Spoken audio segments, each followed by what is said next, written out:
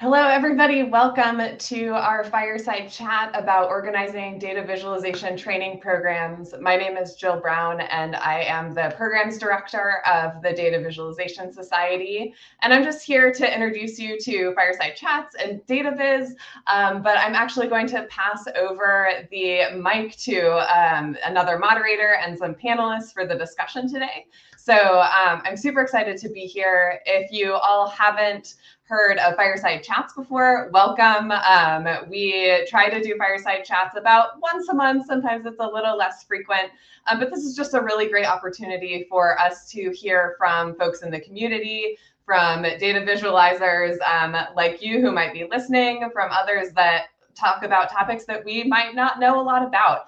And so just so you know, DataViz Society is our professional home for data visualizers across the world. So we were founded to really build connection between those who work in data viz and lots of different disciplines, and really kind of foster this growing and dynamic field and increase the visibility and value of data viz to the general public. So we connect people across tech stacks, subject areas, and experiences. If you're interested in becoming a member for the Data Visualization Society, you can go to datavisualizationsociety.org. We'll put the link in the chat. And we have a free membership tier that allows you access to almost all of our resources, as well as general or patron memberships. But without much further ado, I want to make sure that we have enough time in the next hour or so to hear from our panelists. So today we will be talking about organizing data visualization training programs, kind of what that looks like within organizations. So I am going to bring the panelists and moderator up on stage and turn it over to them.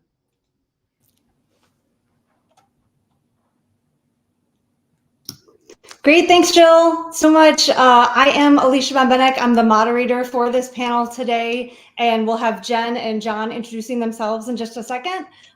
Just a little bit about me. I have spent my entire career working with and teaching others and working with data. I was a psychology professor early on in my career, and then around 2018 pivoted into the field of data visualization. And I currently support PH Data with their training and enablement offering. I'm a senior principal consultant helping to support Data Coach, which is what we do there. And so I'm helping to support learners, started as a Tableau trainer, and currently helping out with reporting on learner progress and thinking about how can we best develop our content and our experiences for our learners so that they can learn effectively.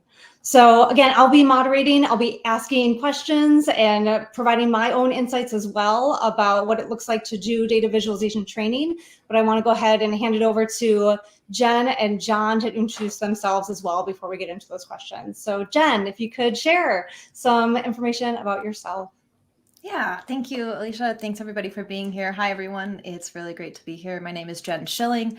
I have a few different roles. One of my roles is that I'm a senior research analyst with the University of Arizona. And in that role, I've developed data viz training programs for my colleagues to talk about how we design and build dashboards and data visualizations that better serve our internal and external clients at the university. I also serve as a data science mentor with Posit, which formerly was our studio. So there I get to support learners as they're growing their R skills and learning how to do data science and including data visualization in R. And I founded my own company earlier this year called Schilling Data Studio. And my focus there is that I really want to help train people in how to do data viz well and how to learn and use R as well for data analysis, data viz, that's one of my primary tools. A little bit of my background, I've been working in data for about the past 10 years. I guess data broadly. I've had a few different jobs. I've worked in supply chain and market research, and now I work in higher ed. I also, in that time, taught middle school for 2.5 years. So I have a kind of training in teaching and education as well. And I've had the opportunity to be an adjunct instructor for a little bit of time as well, where I've gotten to teach Masters of Fine Arts students how to do data viz and how to do that in R. And so that's kind of my background that I'm bringing to this conversation. I'm really excited to be here. Nice. Thanks, Jen. And John, can we hear a little bit about you and your background? Good morning. Welcome. here from Bellingham, Washington, bright and early in the morning. I am CTO at Lifted Viz. We are a data visualization startup focused on training, upskilling, and consulting. And our focus is on data visualization project management and on data storytelling and design. And we're about 2 years old. I'm filling in for Gina, who's our founder, who is the big driving force behind our curriculum and our strategy. We actually, we'll talk, I'm sure we'll talk more of it, but we take recent college graduates from zero to hero. That's our model. I started with big data about 34 years ago at Boeing doing artificial intelligence. I was a computational linguist, teaching computers how to read English and Arabic, and had a long career as a software developer, product manager, and retired and came over to help out with the infrastructure and running the business here. So that's my gig. I'm Tableau certified. Nice, good stuff. All right. So yeah, so we all know about the importance, I think, of education, right? Or just continuing education. I wonder and feel like maybe we're all just ourselves like lifelong learners too, right? And just know how important it is to, or how exciting it is to continue to stay, to learn and continue to learn. But yeah, that I think can segue into one of the first questions that I wanted to ask our panel here. I know I have my opinions, but why? Why is it important to have various training opportunities for an organization? And what have you seen be, you know, kind of the result and the outcomes of that? I guess yes, I'll go ahead and Jen, if you'd like to start. But again, I know I have my own opinions as well. Sure, I guess I can start. So I think one piece I think, well, I guess follow on what you just said. I agree that like I'm a huge advocate of learning and education, and I just like love to learn. So for me, that's a part of it of why it's important to have those kinds of training opportunities for people who just are interested in learning things, right? But that's not everybody. So I think part of it as well is just one of the reasons that we did our when I was at the university, when we did our internal kind of training piece, was because we really wanted to help people who didn't necessarily have skills in data viz or training in data viz. So we're getting people in our organization from all different backgrounds. And part of what we need to do is help support them so that they can successfully do the data viz parts of their job, right? And all parts of their job, really. Business, we're talking about data viz today. So I think that's part of it, is we want to make people who are working in organizations or in any job, like we want to make them successful in their job and able to apply the skills that they need to learn. And part of that is teaching them those skills, right? And so that was one of the reasons why we did our training on dashboard design and data viz design, was we think that we have this skill gap and we want to help fill it in so that people are able to feel more successful in their jobs. And the other piece of that was that we want to get better at communicating data to our stakeholders, right? So if we don't know the principles around how to design effective and clear dashboards and data visualizations, then we aren't serving our clients as best as we could. And so that was the other piece, was how can we better serve our audience? And that was where the training fit in. Sure, sounds good. Yep, agreed. John, anything else you'd like to add to that? Yeah, I mean, absolutely. That's exactly where we're at. And and so our workshops and our curriculum that we use for our interns is kind of like a condensed version of Gina's 10-year journey from, starting out as a Tableau consultant to moving all the way to, teaching for the University of Washington, kind of trying to pack that down into started out as a 1-year internship program. Now we've realized we can do it in 6 months, but it's classic. We start with storytelling with data by Cole, and these Palmer and Affleck. We do basic introduction to Google Data Studio, Power BI, and Tableau. We have them, build projects.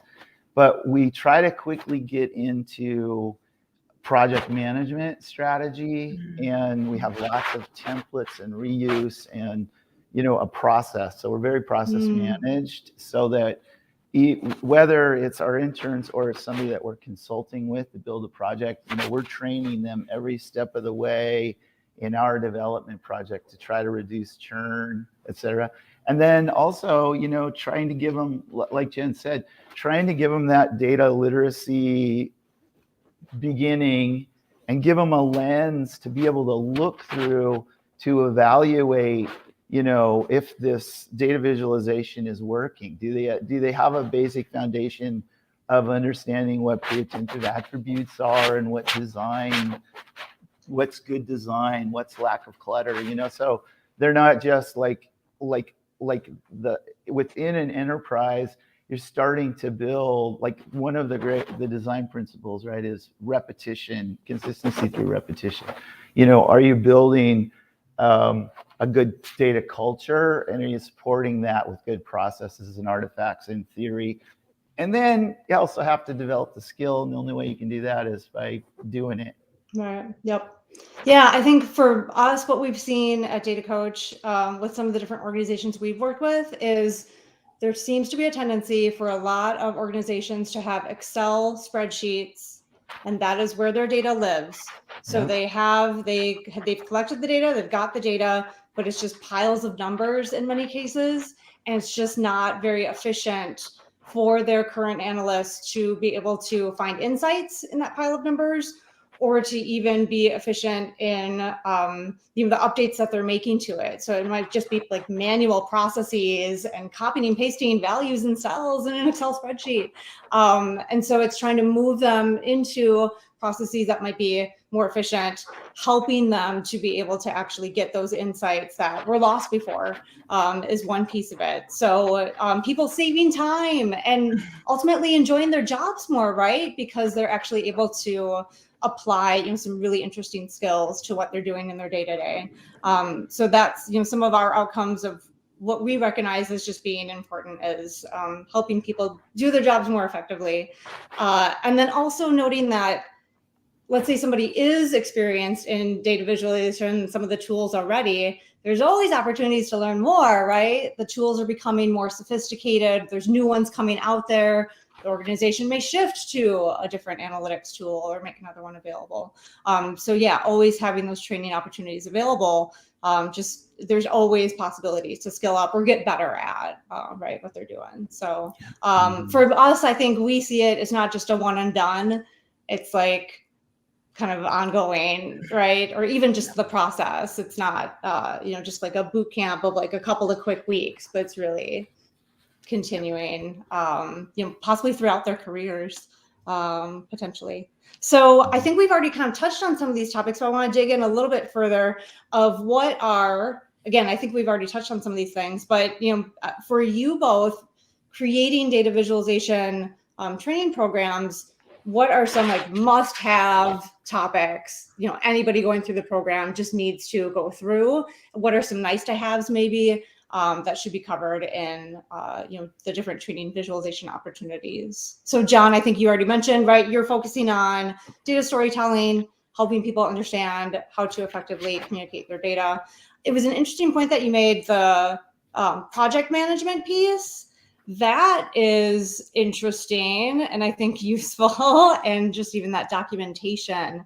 Talk to me more about what does that look like, or how do you teach that? So we just did a big workshop last Friday, and had, I think, 15 people, 8 hours, and we call it LV5D. That's just our branding, and we have 5 stages. So we go through define, design, data prep, develop, and deliver. And we basically just talk about the importance of all that and trying to reduce rework and trying to reduce churn, and, you know, talking about it in a logical way. So it's a lot of common sense project management stuff that you'd get in any kind of project management, but targeted specifically to data visualization, and specifically where people like fall down, like like the deliver stage.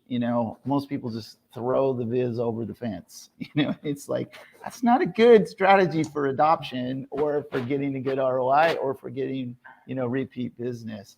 Same thing with data prep. If somebody just picks up on YouTube and tries to start teaching themselves Power BI, they're probably going to just jump into the data modeling, right? Well, for us, data prep isn't till the third stage, right? We'll be 3 weeks at least into a project before we work on data prep, because we want to know what business questions we're answering first, because the most expensive and riskiest part of the development process is the data collection and preparation. So we do some data discovery up front, and make sure we're asking for permissions if your data is out at your beer distributor and you need to get it from them in order for to do the database. So we want to make sure up front that you've got the data, but what data you actually need, we don't address that question until later down the line. And then even further down the line, we don't really make a decision on what tool set we're going to use until down the line. So we're designing, we're teaching this methodology that you need to have this understanding of the business questions, what's actionable, what this end user needs to do with this, how they're going to distribute it, the whole thing, what tools they already have, all this stuff before we're like, you should probably do Google Data Studio, or man, go for it with Tableau.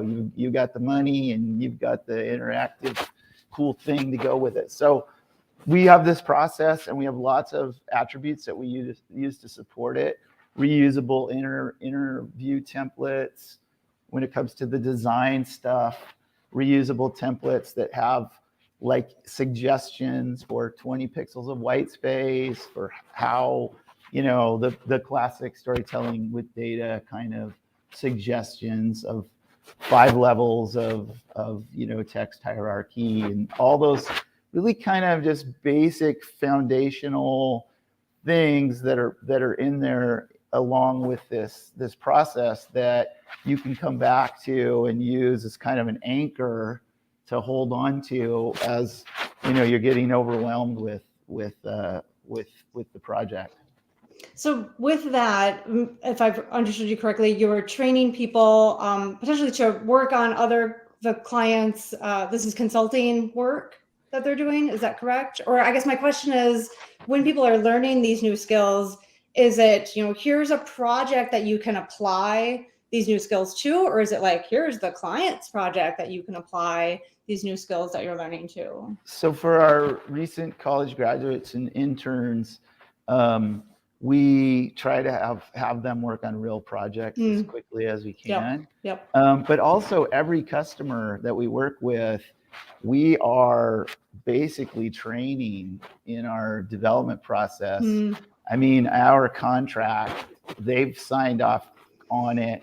They've got, like we just did the latest contract we signed last week, the requirements template, of that first define step, those are actually attached to the contract. So they can go and it says, actionable, things we want to do with this viz, and there's like 5 things. I want to be able to compare month over month and year over year, sales increase, and it's right there. So that also means that you could, in terms of your roles in a data visualization project, which we talk about, project manager, the classic DACI kind of matrix that you see, the driver, and then you have the data engineer and the developer. Well, sometimes, most times probably we all wear both those hats, but sometimes you have different people doing these different roles. And if you use a project managed framework and you have everything documented, the developer might not be the same person that collected the requirements, and so it supports all that. I think the other big thing it supports is, at a big enterprise, you're always justifying the value that you're adding. So you've got this really quality documentation. So when you need to say to your boss, we're going to cut your budget by 5% next year, you can say, oh, wait, look at what we did. All these dashboards, they were all adopted because we didn't skip the deliver step. We actually have the training. We understood the audience, where they were at. We didn't give them super fancy graphs that they weren't going to understand.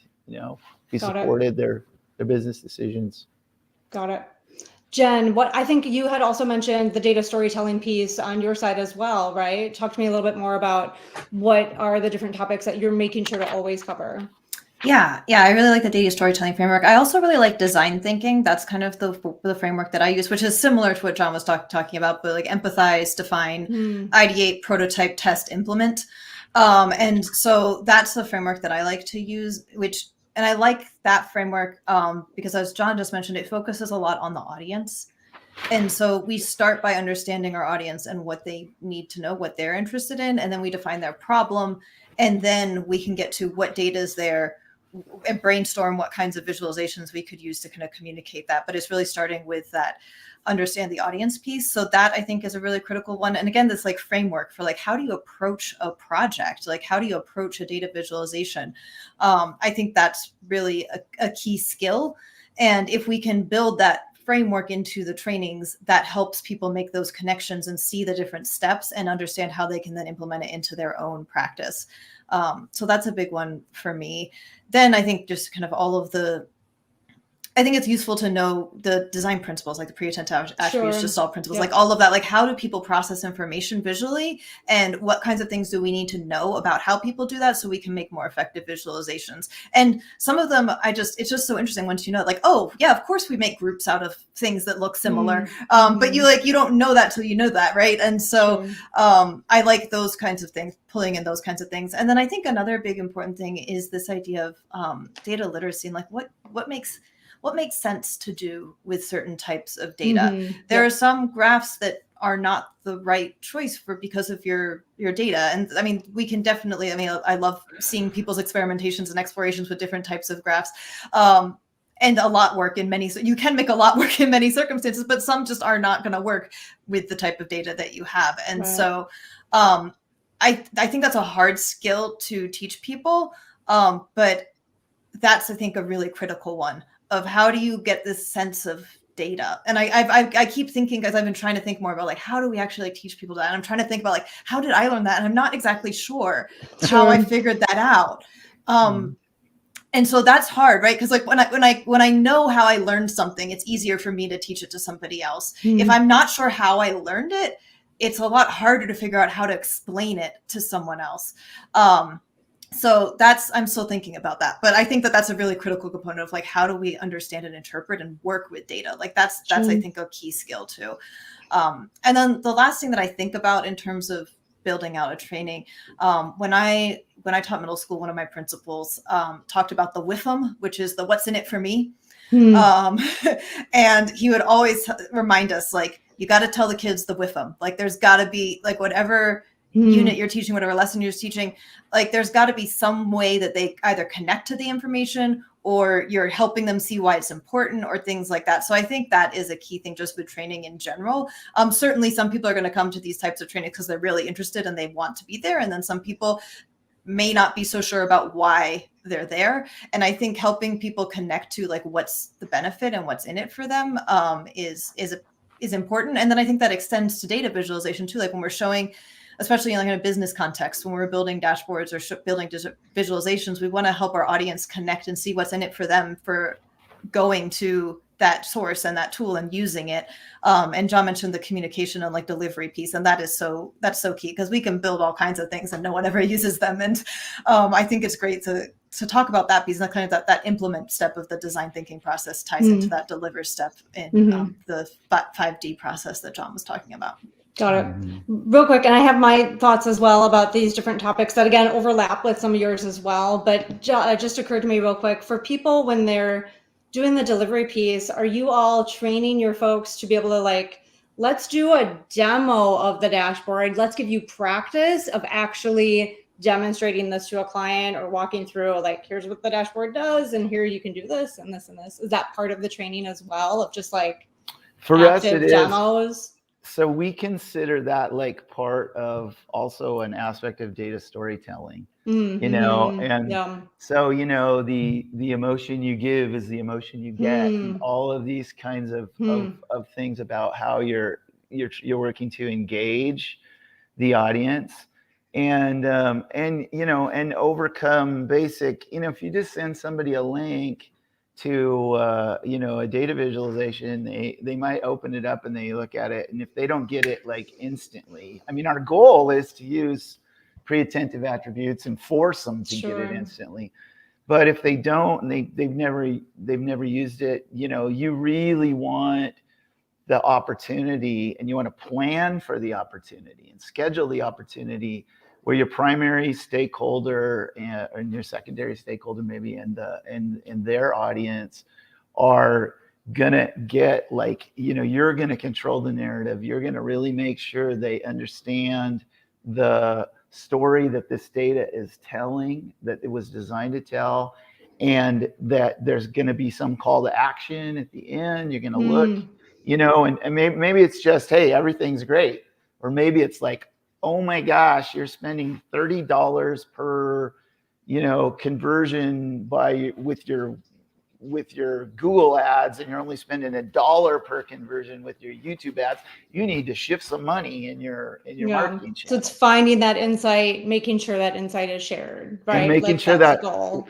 Exactly what Jen Yeah. said, making sure that there's a compelling what's in it for me message in that call to action, you know, in that actionable thing at the end of the dashboard. Yeah.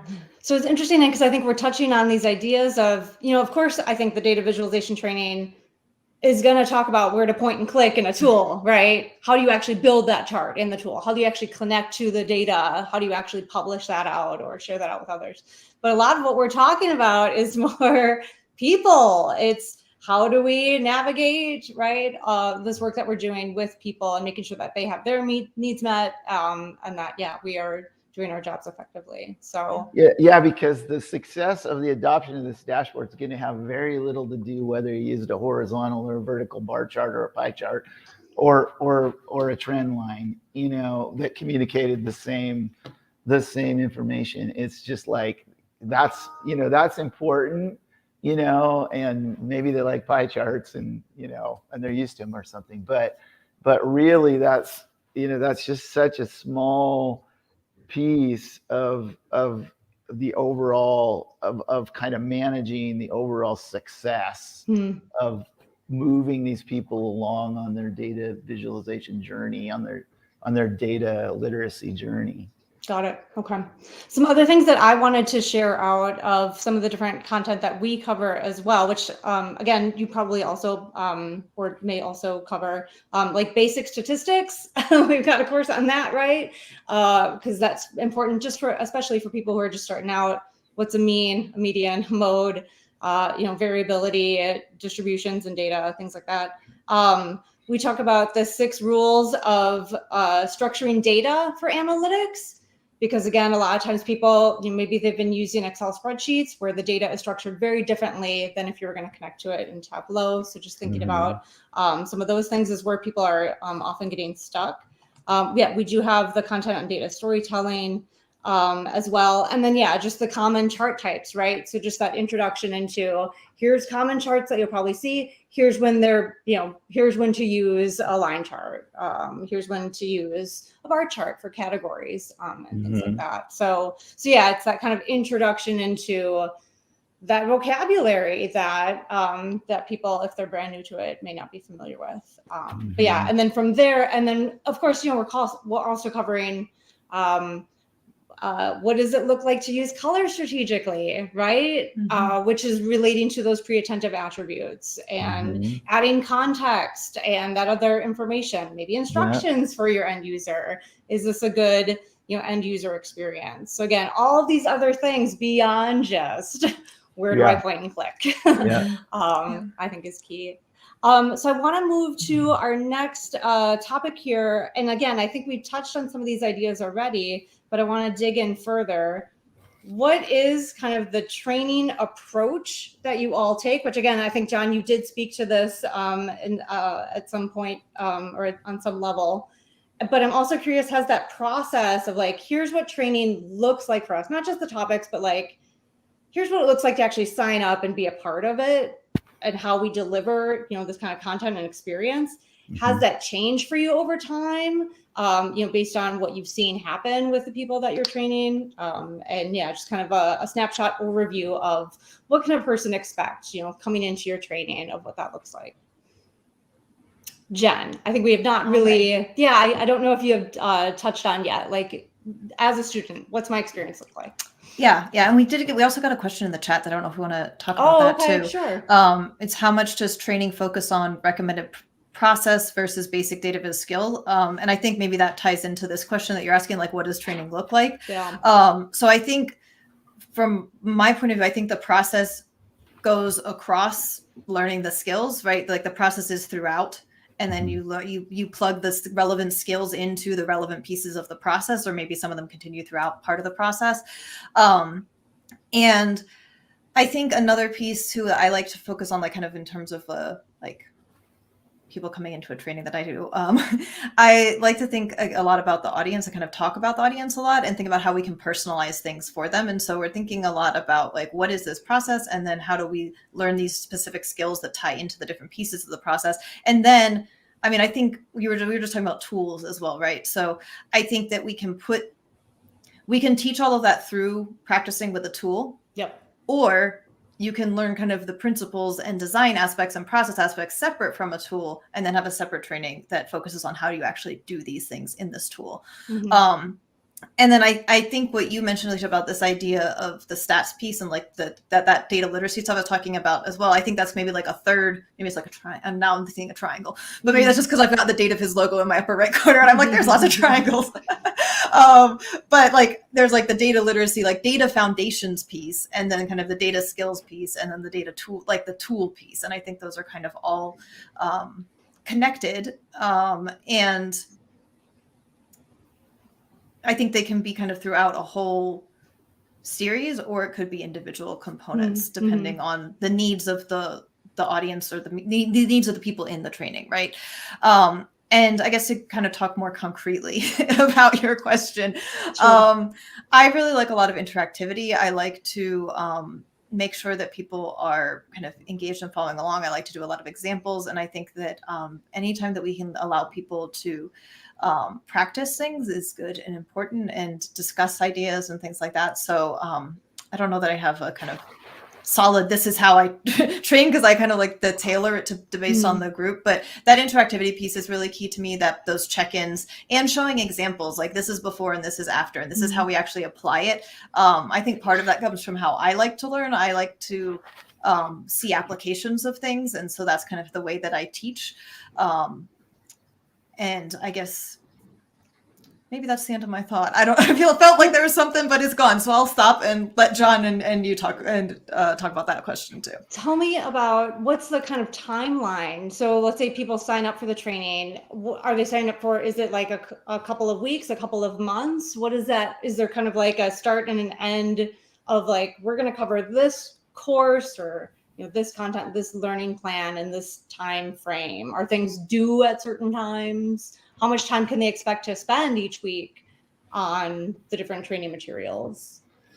I mean, for our internship program, we had a lot of lectures. So we planned a 1-year program full time. And this was every single week, new things were being assigned and covered. Well, yeah. So we started off with our recruitment. We really wanted people who had a lot of key skills. So we didn't want just STEM people.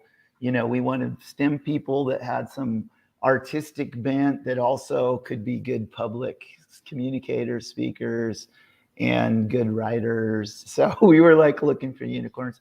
So we started off by recruiting for a weekend long workshop where we actually introduced Google Data Studio with a real stakeholder, a real business pro.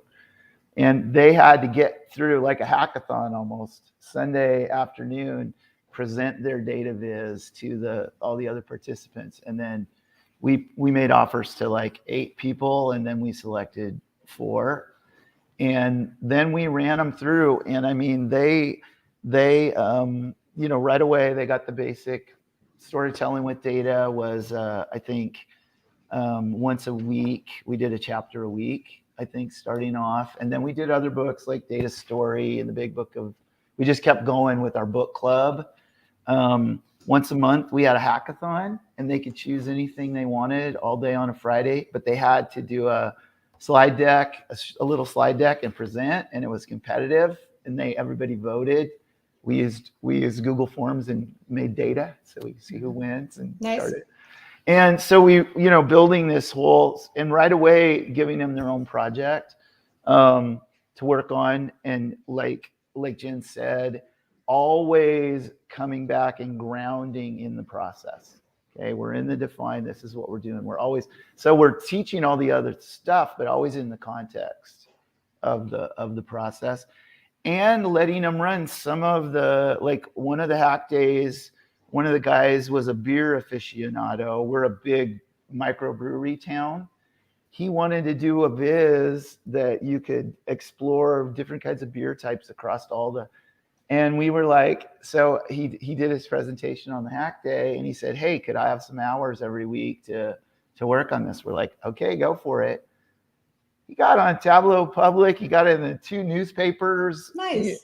So it was great. But so we tried to give them some opportunity to have some passion driving some Tableau Public vizzes or something like that, and moving along. So I think the 2 things in hindsight. So fast forward almost a year, those guys all have high-paying jobs outside. We landed them all in companies in Boston, Salt Lake City, and Malta. I think I got a job in Malta International. And so was super successful, in terms of their training from zero to hero to get jobs.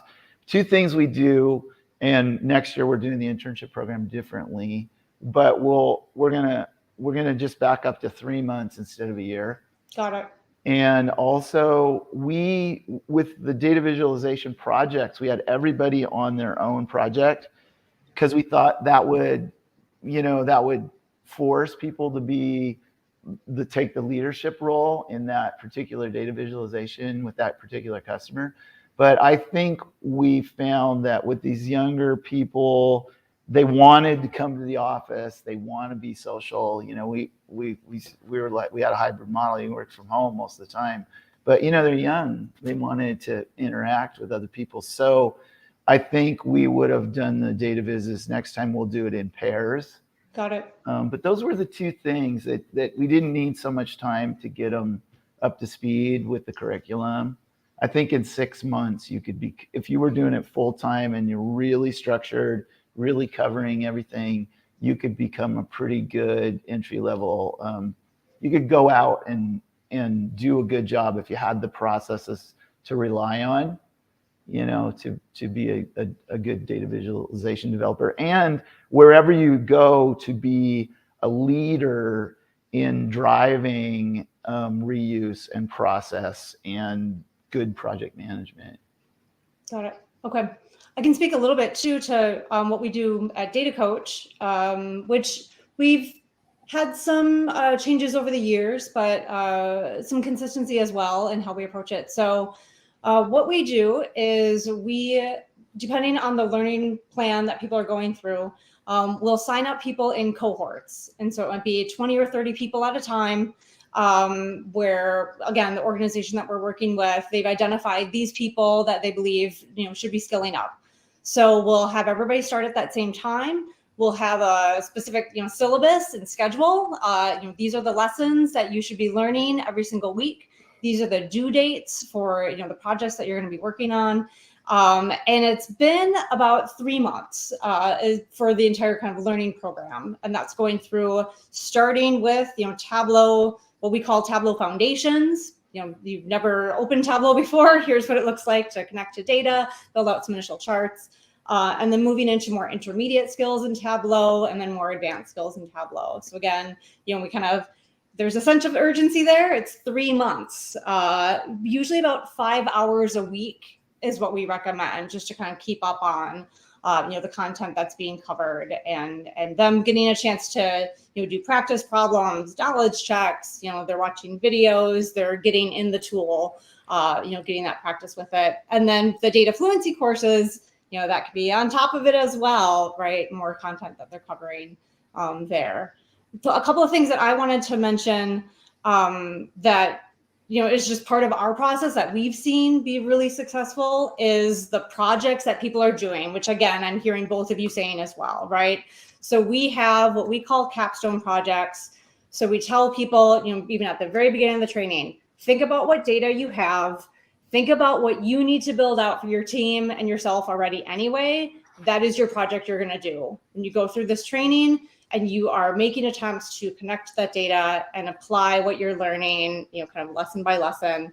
And we have a rubric.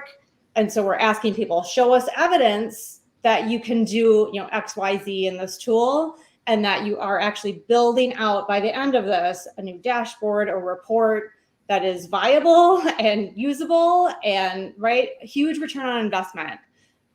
Because this is time that people have to spend possibly learning a new process or learning new skills. So we're trying to just be, as high on return on investment as we can, that it's actually like something that now will save you time later, or that your team was asking for anyway. You've got, these new insights, this new dashboard at the end of all of this. And then the second point I wanted to make was what our training looks like is we have coaches, right? It's called Data Coach. So we've got coaches that are there that people, when they're getting stuck, like I'm trying to do this and I don't know how to do it. They do a screen share, help troubleshoot. The coach is giving them feedback on what they're building out, right? So, hey, I noticed you use these colors. Have you thought about maybe being a little bit more strategic here? Or have you thought about decluttering? Or have you thought about maybe this chart type instead that might be a little bit more effective in, what you're trying to communicate there?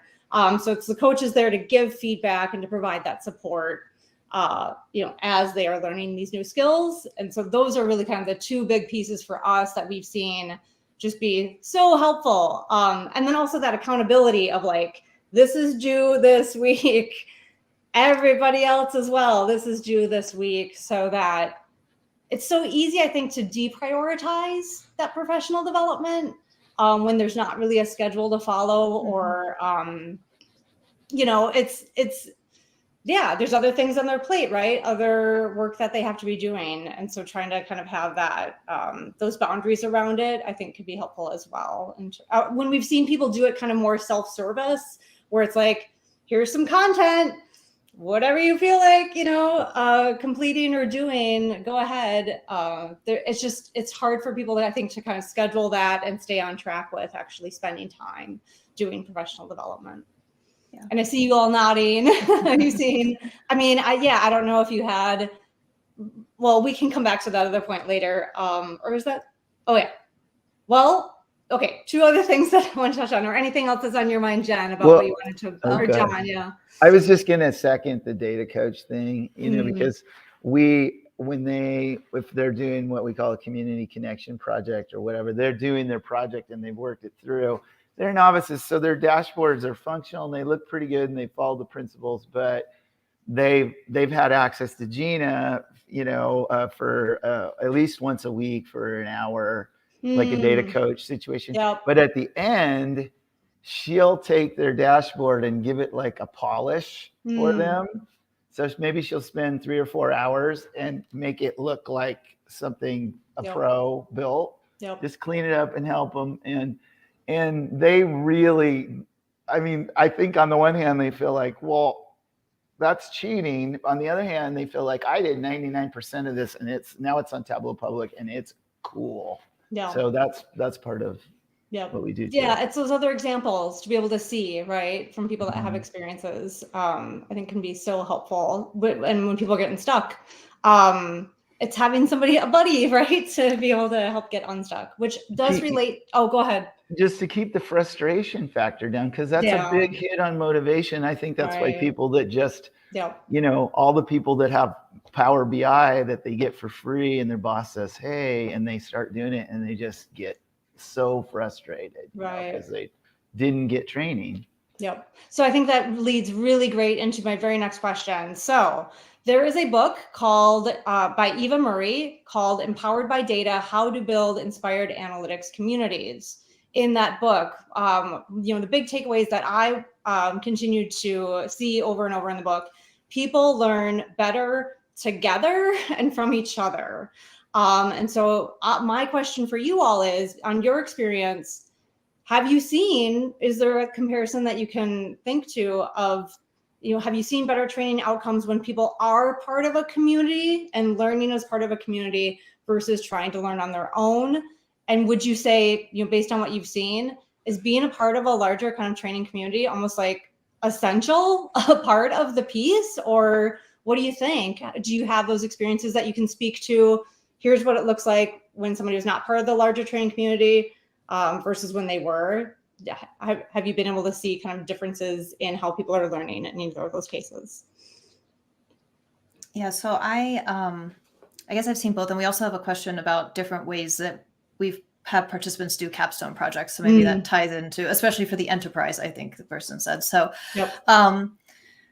I think, so when I did our internal training at the university, we met twice a month for 6 months. And we had a presentation session one time and then a discussion, like activity session the other time. And I think those kinds of like working as a group and having the timeline, like you all were saying, like that helps, because especially if you're working with working professionals, like there's a lot going on. And so sometimes I think self-service, like kind of that learn as you have time, does work for some people. But if you're trying to keep everybody on a cadence together, then it's really useful to have kind of these, like, we're all just going to digest this content together right now, and then we're going to have a session where we do an activity together or discuss it in some way. One thing that I do really like about that kind of working as a group and collaborative piece is that I think the data coaching and like office hours type framework is really good. But what I really like to do with that is I don't answer all the questions. I don't know all the answers anyway. And the way that I might approach something is different than the way that someone else might approach something. And that gives value to all of the people in the room. It's not like I'm the only person there who has expertise who can answer all the questions. Yep. And so I really like doing that. Like, I mean, jumping in when like I can help, and then also posing questions back to like, well, what does everyone else think? Like, does anyone have an idea before I answer this? Does anyone else have an idea about how we could fix this bug in your code, or how we could visualize this differently, like depending on, what kind of thing we're talking about. So that's something I really like about the community aspect. I think that when we learn in community with each other, and when we can create communities with each other, not only do we learn better, but you can create connections with people, and you've got people who have are learning things with you. You can identify with each other and the frustrations you're having. You can help each other out. And especially as more of us work remotely, as we interact less with each other, I think that it's really useful to have those kinds of connections with people, and a place where we can ask questions. And I think the other piece about that too is it's really important to me to create communities and spaces that are really safe for people. I really want people to be able to ask questions and feel okay and comfortable asking those questions. And that, I think, is another reason why I like this, like, well, I'm not sure, what do you all think kind of thing? Or like, if I don't know, like, I don't know everything. And so if I don't know something, showing people how I go and look things up, and how I go and figure things out too. And really helping people figure out how to, particularly I'm thinking of like when I teach and train on R, like you have to be able to figure out what your code is doing wrong. I mean, it's the same is true with Tableau. Like if I'm trying to figure out something in Tableau, I go search online. Like, I mean, all of us, I think use, like, we know some of you learn the foundations of how to use the tool, and then you learn how to look up the answers for the stuff you don't know how to do. Yep. And I think that's a really critical thing that can be taught in those kinds of settings where we can have discussions or ask questions and things like that. Yep. Yeah, we learn by teaching, right? It benefits everybody for us to be able to share our knowledge with each other. For sure. Yep. And I realized I didn't touch on Emily's question, but we just, the different ways we do capstone projects. I haven't done this so much, so I'll probably let John and Alicia talk to this more. But I think when I'm talking to people about doing data viz, when I'm talking about people doing it in a certain tool, it's really important to me for them to have something that they can practice on. And it's not usually something I give them. It's something that's of interest to them. Like pick some sort of, here's a bunch of data sources. So when I was teaching at the graduate level, I was teaching like, we're practicing these tools week to week, and like we're learning these methods. Your midterm and your final like projects are based on data that you go find. I'm going to help you find it. Like, I'm not just going to send you out there on your own. I'm going to give you help. I'm going to help you figure out like where you can go to find it, but come up with something that you're interested in. And I think another thing that's fun to do too is like track some data about yourself. Like, what are you curious about in your life, in your habits, in like what you're doing in your day to day? That can all be data if you want. And you don't have to go find some data set. You can just collect some stuff about yourself and make that your data set. And sometimes that can be really interesting as well. So that doesn't really answer the enterprise part, but at least the capstone part. That's the kind of thing that I like to do. Sure. For the enterprise level, the capstones that we do, a couple of approaches that we take. One is asking the learner, what do you have right now in your Excel spreadsheets? But if your Excel spreadsheets are your reporting, what does that look like right now? And is that maybe a possible option for something that could be transitioned to a different analytics tool? So start there. What reporting are you being asked to do, weekly, monthly, quarterly, that maybe could be transitioned? A second option is, what's some data that you have access to or you could get access to that nobody's even looked at yet? And what are some of those questions that you're hearing from management or other team members that just aren't answered yet? And sometimes it can just be, I think even speaking to John's point, like useful to just kind of brainstorm, what questions do we have about our data, and use that as kind of a starting point for, all right, what data do I need access to then? And yeah, kind of where to start from there. For us with the capstone projects, because people are starting brand new in the tool, what we'll do is, they're going through Tableau Foundations, they're making their very first iteration of their capstone project at the end of that course. That's just getting their feet wet. Connect to some data, build out some charts, right? Just start to explore what you can do there. And it's as they continue to build on the skills, what we do is we say, take your capstone project that you submitted at the end of Foundations course, iterate on that, and it's teaching them that is the process. You iterate. You make something, you get some feedback, and you're iterating on that again, building in some additional functionality, some interactivity, some additional filters, some parameters. Think about how you can take that to the next level and incorporate some additional features there.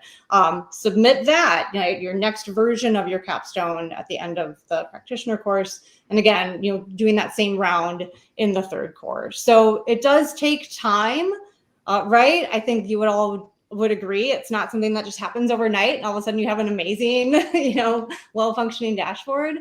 But that iterative process is what we try to encourage people to do, so that again, by the end of the 3 months, they've already been working on this and developing out and likely exploring with different chart types or different possibilities, getting that feedback at multiple points along the way as well, to get to that final product, which is also probably still not done, right? Because they'll continue to get feedback from management or other people that they can continue. And what we'll do at the end too is we'll have showcases so that certain people will present then, right? Demo, here's what I built during the training.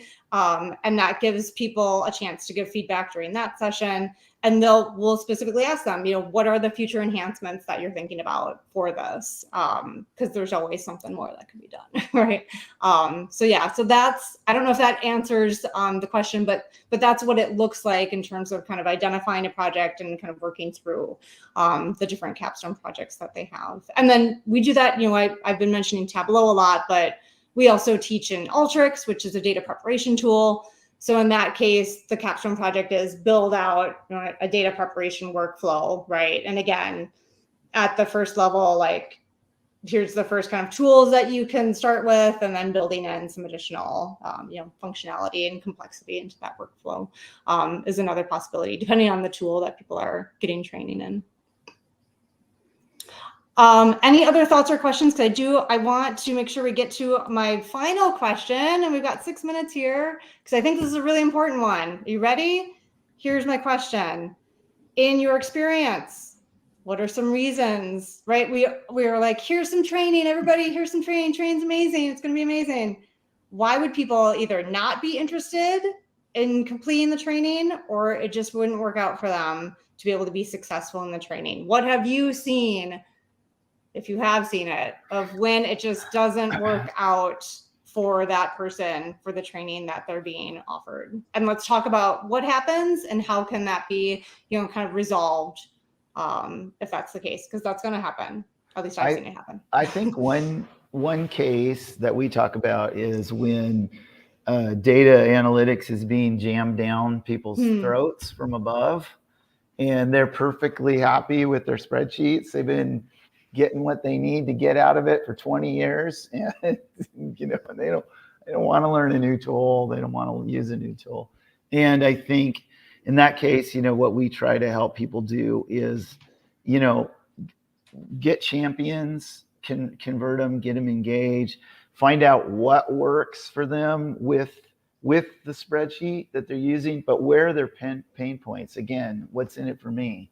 And try to craft a story, that sells them on, the benefit for them in immediately and in the bigger picture and for the organization and go for it. It's not always going to work, So it's just a general kind of resistance to change, maybe, or just the unknown, maybe that's coming up. Or they've been making the gondola in Venice the same way for 1,500 years. We don't need to change it. We make it, we grow it around, works.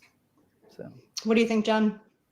Yeah, I think that's a big piece of it, is what understanding where someone is or where an organization is and why there's that resistance, and then what can we do to show you why this could help, why this could make a difference.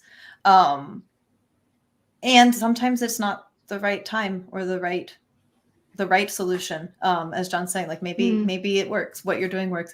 But I think showing people what's possible is one way to kind of meet that resistance. I think another challenge that I'm seeing in some of the data science mentoring that I'm doing is a little bit different than data viz training. But one of the challenges is just people not having the time to do it. And Yep. Yeah. And I think the way that I've been approaching that is that's okay. If with my group that I'm working with right now, if you where you're not where we are on week 8 or you're on week 2, that's fine. Work through week 2. When we present our projects for this week, present what you're on. You don't need to be all the way up there. And then talking through what can you see are the possibilities of this tool? What can you see are the possibilities of data visualization? How can you actually see it work, applying in your job, in your role? And I think then that kind of helps provide some of the motivation. Is this going to make your job easier? Is it going to make it is going to make your more impactful? Are you going to, like we were talking about earlier, are you going to enjoy your job more through this skill? Those are kinds of the things I think, but I think that it's hard to figure out exactly what that is without actually understanding and talking to somebody. So I think it's taking that time to really understand where somebody is, and then maybe it's not the right time right now, or maybe they just need a little bit more time and coaching and support, and you just have to kind of be a little take your time more. And that's hard to do with some of the programs. If it is this is 3 months and we're at the end of it, we're going to be, sending you out in the world for a job. That's a little bit harder to kind of be well, take your time, wherever you are. Sure. Sometimes people might need a little more push. But that's the framework that for me is working right now. And some of the things that I'm doing is, I can show you the value of this, and I know that you see that. And we can work together to try and address any issues that you're having. But also let's work with you where you are. And if you're not all the way up here yet, that's okay. Let's come down here and let's work on where you're at right now. And I think that's a really important thing to me. Yep. What I've seen, because we're working specifically, and I know we're almost out of time here, with enterprise levels, is people, again, don't have time. They've got so much on their plate. So what we've seen happen or be helpful in that case is actually bringing in leadership and management and getting them on board. And we're all aligned. This time will be spent, right, each week for at least the next couple of months, knowing it's going to be a huge return on investment. But it is getting basically, can you schedule, this hour every single day on your calendar? because if you're just going to wait for yourself to have time, it's not going to happen. Yeah. And so, yeah, it's trying to get the right kind of that support from other people as well for them to be able to spend that time on it. That's I think the biggest block that we've seen for that. We are out of time today, but I really appreciate everybody joining today. Thank you, John and Jen, so much for your contributions and insights into what you've seen with your training programs. So thank you. Okay, yes, great. So we've got our slide here. The recording, I believe, will be posted as well. But again, appreciate everybody joining. Really enjoyed having a chance to talk with you, Jen and John, today. And yeah, appreciate your time. Thank you. It was Thank fun. you all so much. Thanks for having me. This was really great and great to talk with both of you. Thank you. Yeah, nice to meet you. Great. Thanks all. Bye-bye. Bye.